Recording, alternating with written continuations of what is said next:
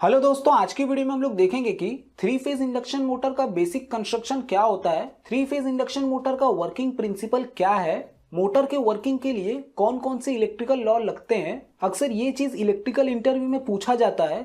अगर आप लोगों ने इसका प्रॉपर आंसर दे दिया तो आप लोगों के सिलेक्शन होने के चांसेस बहुत बढ़ जाते हैं। मोटर रोटेट क्यों होता है, मतलब मोटर में टॉर्क कब जनरेट होता है, तो सारा कॉन्सेप्ट हम लोग बेसिक से देखेंगे। तो पूरी इंफॉर्मेशन के लिए वीडियो को लास्ट तक देखिएगा। दोस्तों स्टार्ट करते हैं। थ्री फेज इंडक्शन मोटर के दो मेन पार्ट होते हैं। First is stator, second is rotor. Stator जो होता है दोस्तों वो स्टेशनरी पार्ट होता है मोटर का, जो कि फिक्स रहता है, और जो रोटर होता है वो रोटेटिंग पार्ट होता है मोटर का, जो कि गोल गोल घूमता है, उसको हम लोग रोटर बोलते हैं। थ्री फेज इंडक्शन मोटर में हम थ्री फेज सप्लाई खाली स्टेटर को देते हैं, मतलब स्टेटर वाइंडिंग को ही खाली थ्री फेज सप्लाई दिया जाता है। दोस्तों जैसा कि आप लोग फोटो में देख सकते हैं, ये मोटर की स्टेटर वाइंडिंग है। वाइंडिंग मतलब होता क्या है, बहुत सारे कॉइल से वाइंडिंग बनती है। और दोस्तों जो कॉइल होती है वो ऐसे कॉपर के पतले पतले तारों से बनती है। तो कॉपर के ऐसे पतले तारों को लपेट करके कॉइल बनाया जाता है।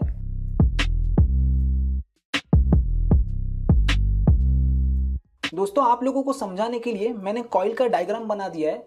मैंने क्या किया है, पतले तार को यूज किया, उसको बहुत बार लपेट दिया है, तो ये क्या बन जाएगा, कॉइल बन जाएगा। तो दोस्तों जब हम लोग कॉइल में इलेक्ट्रिकल सप्लाई देते हैं तो कॉइल के अंदर मैग्नेटिक फील्ड बनती है। तो कॉइल के अंदर जैसे हमने सप्लाई दिया तो ये मैग्नेटिक फील्ड बनाएगी। बट दोस्तों जब हम इसमें एसी सप्लाई देते हैं तो ये किस टाइप की मैग्नेटिक फील्ड बनाती है वो अभी हम लोग समझ लेते हैं। एसी सप्लाई की वेव फॉर्म कुछ इस प्रकार से होती है। मैंने आप लोगों को फेज सीक्वेंस वाली वीडियो में ये चीज अच्छे से समझाया था। दोस्तों जैसा कि आप लोग एसी के वेव फॉर्म में देख सकते हैं, हमारा वोल्टेज कांस्टेंट नहीं रहता, वो कंटिन्यू चेंज होते रहता है। जैसे कि ये वोल्टेज धीरे धीरे इंक्रीज हो रहा है, अपने पीक पे गया, फिर कम हुआ, जीरो पे आया, फिर माइनस में गया, फिर अपने माइनस में पीक पे गया, फिर धीरे धीरे कम होकर जीरो पे आया, ऐसा कंटिन्यू चलते रहता है। तो इसकी वजह से क्या इफेक्ट पड़ता है दोस्तों हमारे कॉइल के ऊपर, जैसे कि समझ लीजिए दोस्तों, ये जो पॉइंट है, इस पॉइंट पे हमारा वोल्टेज कितना है, 100 वोल्ट के आसपास है। तो जब भी हम कॉइल में सप्लाई देंगे तो 100 वोल्ट के टाइम पे कॉइल में कुछ मैग्नेटिक फील्ड बनती होगी, लेकिन वो मैग्नेटिक फील्ड इतनी स्ट्रांग नहीं होगी। फिर जैसे जैसे हमारा वोल्टेज इंक्रीज होते जाएगा, वो 230 पे पहुंचेगा जब, तो 230 के टाइम पे क्या होगा कि हमारी जो मैग्नेटिक फील्ड बन रही है वो पूरी स्ट्रांग मैग्नेटिक फील्ड बनेगी। बट दोस्तों एसी वेवफॉर्म की नेचर की वजह से वोल्टेज धीरे धीरे कम होना स्टार्ट हो जाएगा। तो समझ लीजिए कि ये जो पॉइंट है, इस पॉइंट पे वोल्टेज कितना है, 100 वोल्ट है। तो हमारी जो मैग्नेटिक फील्ड स्ट्रांग बन रही थी, अब वो धीरे धीरे कम होना स्टार्ट हो जाएगी। तो जैसा कि आप लोग वेवफॉर्म में भी देख सकते हैं, एक टाइम पे वो जीरो पे पहुंचता है। तो जैसे ही जब जीरो पे पहुंचेगा वोल्टेज, तो हमारी जो मैग्नेटिक फील्ड बन रही है वो एकदम खत्म हो जाएगी। बट वेवफॉर्म नेगेटिव में जाने की वजह से क्या होगा कि समझ लीजिए यहाँ पे जो वोल्टेज है वो -100 है। तो -100 होने की वजह से क्या होगा कि हमारी जो मैग्नेटिक फील्ड है वो उल्टे डायरेक्शन में बनने लगेगी, लेकिन वो मैग्नेटिक फील्ड उतनी स्ट्रांग नहीं होगी। तो एसी वेवफॉर्म में हमारा वोल्टेज और इंक्रीज होगा माइनस में। तो समझ लीजिए यहाँ पे -230 है। तो इस टाइम पे क्या होगा, हमारी स्ट्रांग मैग्नेटिक फील्ड बनेगी जो कि उल्टे डायरेक्शन की है। फिर दोस्तों जैसे जैसे वोल्टेज कम होना स्टार्ट होगा, जैसे कंसीडर कर लेते हैं यहाँ पे -100 वोल्ट है, तो हमारी मैग्नेटिक फील्ड वापस कम होना स्टार्ट हो जाएगी, और जीरो पॉइंट पे आने की वजह से मैग्नेटिक फील्ड एकदम कम हो जाएगी और लगभग जीरो हो जाएगी। तो एसी में जो वेवफॉर्म होता है ये ऐसे कंटिन्यू चलते रहता है। तो हमारे कॉइल के अंदर कंटिन्यू मैग्नेटिक फील्ड चेंज होती रहेगी। तो एसी सप्लाई के केस में ऐसा कंटिन्यू चलता रहेगा। तो दोस्तों अभी हम लोग देख लेते हैं कि ये चीज हमारे इंडक्शन मोटर में किस प्रकार काम करती है।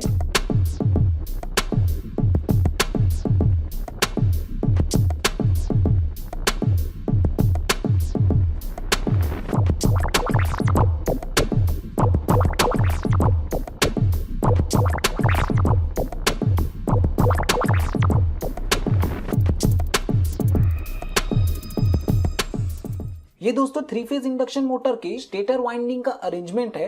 जैसा कि आप लोग देख सकते हैं, ये मेरा आर फेज है, ये वाई फेज है और ये बी फेज है। तो तीनों फेज की वाइंडिंग हमारे स्टेटर में होती है। दोस्तों जैसा कि मैंने आप लोगों को फेज सीक्वेंस वाली वीडियो में बताया था कि हमारी थ्री फेज की वेवफॉर्म किस प्रकार से बनती है, तो जैसा कि आप लोग थ्री फेज वेवफॉर्म में देख सकते हैं, हमारा जो आर फेज का वोल्टेज है वो धीरे धीरे इंक्रीज हो रहा है, फिर वो अपने पीक पे गया, फिर वो धीरे धीरे कम होना स्टार्ट हो गया। उसी टाइम पे हमारे वाई फेज का वोल्टेज धीरे धीरे इंक्रीज होना स्टार्ट हो गया, वाई फेज अपने पीक पे गया और धीरे धीरे कम होना स्टार्ट हो गया। उसके बाद हमारा जो बी फेज है उसका वोल्टेज धीरे धीरे इंक्रीज होना स्टार्ट हो गया और वो अपने पीक पे गया, फिर कम होना स्टार्ट हो गया, फिर आर फेज का वोल्टेज इंक्रीज होना स्टार्ट हो गया। तो ऐसे ही कंटिन्यू चलते रहता है। इसको मैंने बहुत ही अच्छी तरीके से फेज सीक्वेंस वाली वीडियो में समझाया था, तो इस वीडियो में हम लोग उतना डीप में नहीं देखेंगे। तो दोस्तों थ्री फेज वेवफॉर्म का हमारे मोटर के ऊपर क्या इफेक्ट पड़ता है वो हम लोग देख लेते हैं। जैसा कि आप लोग वेवफॉर्म में देख सकते हैं, हमारा आर फेज है उसका वोल्टेज धीरे धीरे इंक्रीज होना स्टार्ट हो गया और अपने पीक पे पहुंच गया। मतलब इस टाइम पे हमारा आर फेज का वोल्टेज कितना है, 230 वोल्ट है। बाकी जो दो फेज है उसके वोल्टेज कम है। तो आर फेज का वोल्टेज 230 होने की वजह से क्या होगा कि हमारा जो आर फेज है वो सबसे स्ट्रॉन्ग मैग्नेटिक फील्ड बनाएगा बाकी दोनों फेज के कंपैरिजन में। बट दोस्तों ऐसा कंटिन्यू नहीं रहता। आर फेज का वोल्टेज धीरे धीरे कम होना स्टार्ट हो जाता है, फिर हमारा जो वाई फेज है उसका वोल्टेज इंक्रीज होना स्टार्ट हो जाता है। तो वाई फेज का वोल्टेज जब पीक पे पहुंचता है तो उस टाइम पे क्या होता है, बाकी जो अदर दो फेज हैं उनका वोल्टेज कम होता है और उस टाइम पे वाई फेज का वोल्टेज सबसे ज्यादा है। तो जो हमारी वाई फेज की वाइंडिंग है वो सबसे ज्यादा स्ट्रॉन्ग मैग्नेटिक फील्ड बनाएगी। ऐसे ही कंटिन्यू आगे हमारा जो बी फेज है उसका वोल्टेज इंक्रीज होता है और बाकी जो अदर फेज हैं उनका वोल्टेज कम हो जाता है। तो वाई का वोल्टेज जब अपने पीक पे पहुंचता है, मतलब 230 पे पहुंचता है, तो वाई फेज की वाइंडिंग सबसे स्ट्रॉन्ग मैग्नेटिक फील्ड बनाती रहती है। ऐसा कंटिन्यू चलते रहता है। मतलब पहले आर फेज की वाइंडिंग सबसे ज्यादा स्ट्रॉन्ग मैग्नेटिक फील्ड बनाएगी, फिर वाई फेज की वाइंडिंग सबसे ज्यादा स्ट्रॉन्ग मैग्नेटिक फील्ड बनाएगी, फिर बी फेज की वाइंडिंग सबसे स्ट्रॉन्ग मैग्नेटिक फील्ड बनाएगी। ऐसा कंटिन्यू चलते रहता है। दोस्तों जैसा कि आप लोग वेवफॉर्म में भी देख सकते हैं, सबसे पहले क्या होता है कि हमारा जो आर फेज है वो सबसे पीक पे जाता है और पीक पे जाने की वजह से क्या होता है कि हमारे जो आर फेज की वाइंडिंग है वो सबसे स्ट्रॉन्ग मैग्नेटिक फील्ड बनाती है एज कंपेयर टू दोनों अदर फेज के। फिर क्या होता है दोस्तों, आर फेज का वोल्टेज धीरे धीरे कम होता है, वाई फेज का वोल्टेज बढ़ता है। तो हमारा जो वाई फेज है वो सबसे स्ट्रॉन्ग मैग्नेटिक फील्ड बनाता है। वाई फेज के बाद बी सबसे स्ट्रॉन्ग मैग्नेटिक फील्ड बनाता है, फिर वापस आर फेज सबसे स्ट्रॉन्ग मैग्नेटिक फील्ड बनाता है, फिर वाई बी, ऐसा कंटिन्यू चलते रहता है। तो ऐसा कंटिन्यू चलने की वजह से क्या हो रहा है कि हमारा जो स्टेटर है वो रोटेटिंग मैग्नेटिक फील्ड बना रहा है, जिसको आरएमएफ बोला जाता है। मतलब जैसे कि पहले आर फेज स्ट्रॉन्ग हुआ, फिर वाई फेज स्ट्रॉन्ग हुआ, फिर बी फेज स्ट्रॉन्ग हुआ, तो ऐसे कंटिन्यू ये एक के बाद एक स्ट्रॉन्ग हो रहे हैं। तो ये क्या प्रोड्यूस कर रहे हैं, रोटेटिंग मैग्नेटिक फील्ड प्रोड्यूस कर रहे हैं। तो स्टेटर को जब भी थ्री फेज सप्लाई मिलेगा तो स्टेटर क्या बनाता है, रोटेटिंग मैग्नेटिक फील्ड बनाता है। तो दोस्तों मोटर कैसे घूमता है वो जानने से पहले हम लोग कुछ बेसिक जान लेते हैं।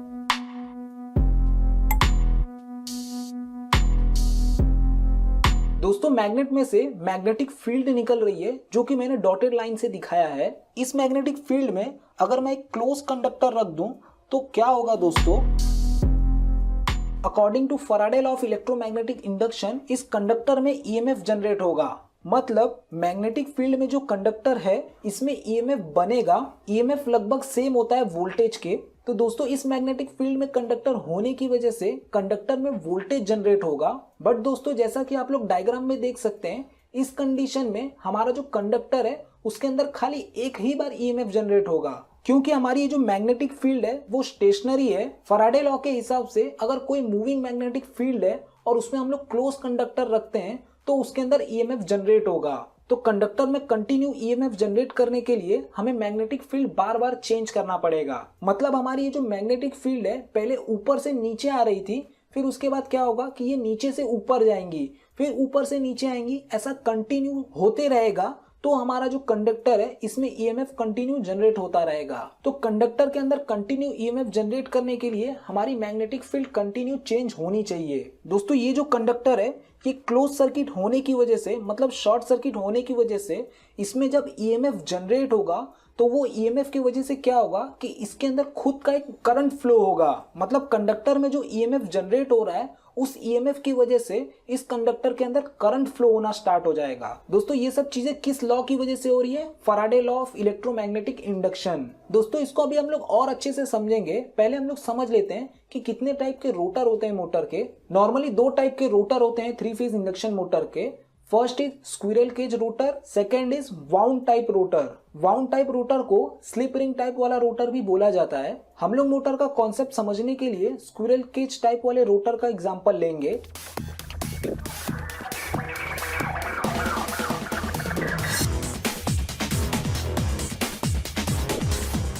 दोस्तों ये diagram squirrel cage type rotor का है। मैंने डायग्राम उतना अच्छा नहीं बनाया है, बट आप लोगों को कॉन्सेप्ट समझ में आ जाएगा। ये जो मैंने लाइन लाइन बनाया है ये कंडक्टर बार होते हैं, मतलब एल्यूमिनियम के कंडक्टर होते हैं। और ये जो मैंने थिक बनाया है जो कि एंड रिंग है, ये इन कंडक्टर को जोड़ने के लिए यूज होती है, मतलब एज अ कंडक्टर को शॉर्ट सर्किट करने के लिए यूज होती है। तो ये जो एंड रिंग है इसकी वजह से हमारे जो कंडक्टर बार हैं वो क्लोज सर्किट और शॉर्ट सर्किट रहते हैं। इस रोटर को हम लोग जब स्टेटर की वाइंडिंग में रखेंगे तो क्या होगा। दोस्तों स्टार्टिंग से पूरे कॉन्सेप्ट को समझेंगे। हम लोग पहले क्या करते हैं कि 3 फेज सप्लाई हम लोग स्टेटर वाइंडिंग को देते हैं। स्टेटर वाइंडिंग को जब 3 फेज सप्लाई मिलती है तो स्टेटर वाइंडिंग मैग्नेटिक फील्ड बनाती है। ये जो मैग्नेटिक फील्ड बनाती है वो रोटेटिंग मैग्नेटिक फील्ड होती है, जिसको हम लोग आरएमएफ भी बोलते हैं। और दोस्तों एसी सप्लाई अल्टरनेटिंग होने की वजह से ये जो मैग्नेटिक फील्ड बनती है वो कंटिन्यू चेंज भी होती रहती है। तो दोस्तों जो स्टेटर रोटेटिंग मैग्नेटिक फील्ड बना रहा है उसके अंदर रोटर रखे होने की वजह से क्या होगा कि जो रोटर के कंडक्टर हैं वो उस मैग्नेटिक फील्ड को कट करेंगे। और जो रोटर में कंडक्टर बार होते हैं वो एंड रिंग से शॉर्ट सर्किट होने की वजह से ये conductor as a close circuit act करेंगे। तो स्टेटर की जो रोटेटिंग मैग्नेटिक फील्ड है उसमें ये जो रोटर है वो as a close conductor act करता है। इसकी वजह से रोटर के जो कंडक्टर बार हैं उसके अंदर ईएमएफ जनरेट होगा। रोटर पर ईएमएफ जनरेट होने की वजह से रोटर के जो कंडक्टर हैं उसके अंदर करंट फ्लो होना स्टार्ट हो जाएगा। दोस्तों ये जो करंट रोटर में फ्लो होना स्टार्ट हो गया है इसको हम लोग Faraday law of electromagnetic induction बोलते हैं। इंडक्शन मतलब क्या होता है दोस्तों, हमने तो स्टेटर को सप्लाई दिया और जो हमारा रोटर है वो तो स्टेटर से कनेक्टेड भी नहीं है, बल्कि स्टेटर एंड रोटर के बीच में एयर गैप होता है। मतलब हमारा रोटर और स्टेटर के बीच में कोई भी इलेक्ट्रिकल कनेक्शन नहीं होता, तो भी रोटर के अंदर करंट फ्लो होना स्टार्ट हो गया और ईएमएफ जनरेट होना स्टार्ट हो गया।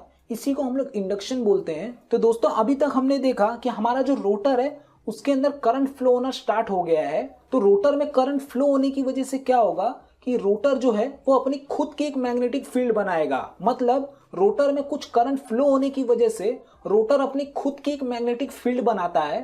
रोटर की ये जो मैग्नेटिक फील्ड है ये अपोजिट डायरेक्शन में होती है स्टेटर की मैग्नेटिक फील्ड से। मैं आपको एग्जांपल के थ्रू समझाता हूं। समझ लीजिए दोस्तों मेरा ये स्टेटर वाइंडिंग है, तो समझ लीजिए यहाँ पे N बन रहा है और यहाँ पे S बन रहा है। तो हमारा जो रोटर होगा उसमें अपोजिट डायरेक्शन में मैग्नेटिक फील्ड बनेगी। तो रोटर के अंदर क्या होगा, यहाँ पे N है तो यहाँ पे क्या बनाएगा, वो S बनाएगा और यहाँ पे N बनाएगा।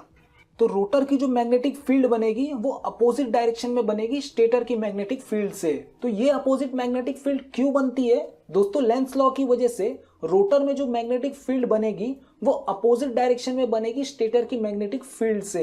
ये जो अपोजिट डायरेक्शन में मैग्नेटिक फील्ड बनी है वो मेन स्टेटर की फील्ड को कम करने की कोशिश करता है। बट दोनों स्टेटर एंड रोटर में अपोजिट फील्ड होने के कारण एंड स्टेटर की रोटेटिंग मैग्नेटिक फील्ड होने के कारण रोटर स्टेटर की मैग्नेटिक फील्ड को पकड़ने का ट्राई करता है, जिसकी वजह से हमारे रोटर के अंदर टॉर्क जनरेट होता है। तो दोस्तों रोटर की जो मैग्नेटिक फील्ड है वो स्टेटर की मैग्नेटिक फील्ड को पकड़ने का ट्राई कर रहे हैं, बट हमारी जो स्टेटर की मैग्नेटिक फील्ड है वो गोल गोल घूम रही है, जिसकी वजह से क्या होता है कि हमारा जो रोटर है वो धीरे धीरे गोल गोल घूमना स्टार्ट करता है। मतलब उसके अंदर टॉर्क जनरेट होता है और हमारा रोटर रोटेट होना स्टार्ट हो जाता है। तो दोस्तों अभी हम लोग 3 फेज इंडक्शन मोटर के बारे में थोड़ा बहुत जान लेते हैं। 3 phase induction motor self start होता है, मतलब मोटर को धक्का देके स्टार्ट करने की जरूरत नहीं पड़ती।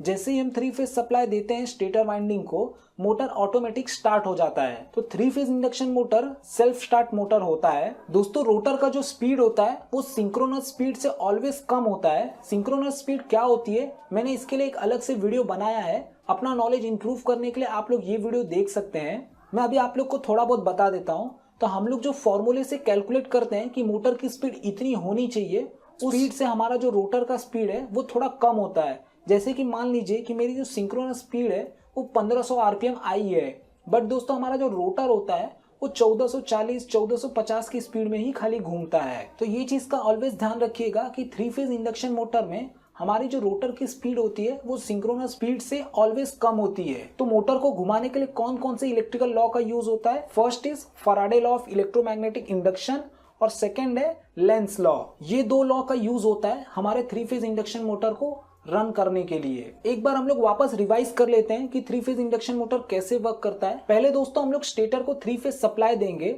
स्टेटर को जैसे ही 3 फेज सप्लाई मिलेगा, स्टेटर की जो वाइंडिंग है वो मैग्नेटिक फील्ड को बनाएंगी। जो मैग्नेटिक फील्ड बनेगी वो रोटेटिंग नेचर की होगी, मतलब रोटेटिंग मैग्नेटिक फील्ड होगी। रोटेटिंग मैग्नेटिक फील्ड होने के साथ साथ वो कंटिन्यू चेंज भी होगी, क्योंकि हमारी जो वेव फॉर्म है 3 फेज की वो अल्टरनेटिंग नेचर की है। और दोस्तों हमारे जो स्टेटर वाइंडिंग होती है उसके बीच में हम लोग रोटर को रखते हैं। Rotor as a close conductor act होता है, तो ये जो मैग्नेटिक फील्ड बन रही है वो कंडक्टर के ऊपर जाएंगी। तो रोटर का जो कंडक्टर है वो इस मैग्नेटिक फील्ड को कट करेगा। रोटर का जो कंडक्टर है वो इस मैग्नेटिक फील्ड को कट करने की वजह से क्या होगा कि रोटर के अंदर ईएमएफ जनरेट होगा। रोटर का जो ईएमएफ है उसकी वजह से क्या होगा कि हमारे रोटर के अंदर करंट फ्लो होना स्टार्ट हो जाएगा। तो रोटर में करंट फ्लो होने की वजह से क्या होगा कि रोटर खुद की एक मैग्नेटिक फील्ड बनाएगा। रोटर के अंदर जो मैग्नेटिक फील्ड बनेगी वो अपोजिट डायरेक्शन में होगी स्टेटर की मैग्नेटिक फील्ड से। स्टेटर की मैग्नेटिक फील्ड कंटिन्यू रोटेट हो रही है, तो हमारा जो रोटर का मैग्नेटिक फील्ड है वो उस मैग्नेटिक फील्ड को कैच करने की कोशिश करेगा स्टेटर वाली को। इसकी वजह से क्या होगा कि हमारा मोटर धीरे धीरे रोटेट होना स्टार्ट हो जाएगा और वो स्पीड में रोटेट होने लगेगा। तो दोस्तों इस प्रकार से हमारा 3 फेज इंडक्शन मोटर वर्क करता है। आई होप आप लोगों को ये वीडियो अच्छी लगी हो और आप लोग के सारे कॉन्सेप्ट क्लियर हो गए हो। तो आप लोगों को ये वीडियो अच्छी लगी होगी तो जरूर लाइक एंड कमेंट करके बताइएगा मुझे। थैंक्स फॉर वॉचिंग, मिलते हैं नेक्स्ट वीडियो में।